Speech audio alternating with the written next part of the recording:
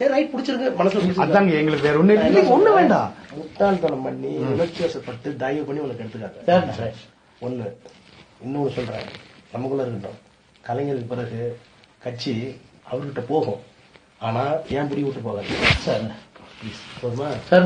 காலத்துக்கு வெயிட் பண்ணுவேன். ஒரு 6 மாசமோ 1 வருஷமோ விண்டு சேஞ்ச் ஆகும், விண்டு சேஞ்ச் ஆகும் சார். நான் நினைச்சு பாருங்க, நான் வெளியே வந்த பிற்பாடு கண்டிப்பா கேளுங்க, வெளியே வந்துட்டா நான் ஹீரோ. என் புக்கு ஒண்ணு வருது வெளியில, இங்கிலீஷ்லயும் வருது தமிழ்லயும் வருது.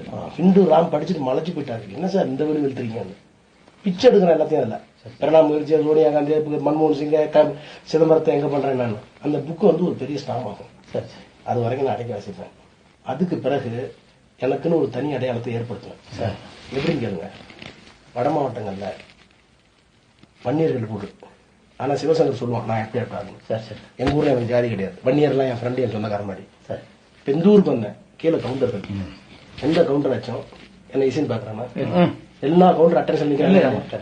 அப்போ ஜாதியை தாண்டி வெளியே வந்துட்டேன்னா போதுமான காசு இருக்கா, போதுமான மூளை இருக்கா? கலைஞர் போயிட்டா கனிமொழி தாக்கு ஸ்டாலின் பஞ்சாயத்து ஆகட்டும், இப்ப அவருக்கு தான் பெரிய பிரெயின் இருக்கா? டெல்லிக்கு போகும்போது அப்படி இங்கிலீஷ் கூட்டிட்டு வர ஒண்ணு. இன்னொன்னு தங்கச்சி நம்ப மாட்டாரு. என்ன தங்கச்சி? கனிமொழி நம்ப உண்மையாது. கனிமொழி ஏத்துக்க மாட்டாரு சார், சேர்ந்து விடாது. என்ன வெளியே தர முடியாது, புரியுதா? என் கம்யூனிட்டி வெளியே தர முடியாது, என் அறிவு வெளியே தர முடியாது, என்கிட்ட இருக்க வேற செல்வாக்கு தெரிய முடியாது, வேற லாக்ல நான் வச்சிருக்கேன், புரியுதா?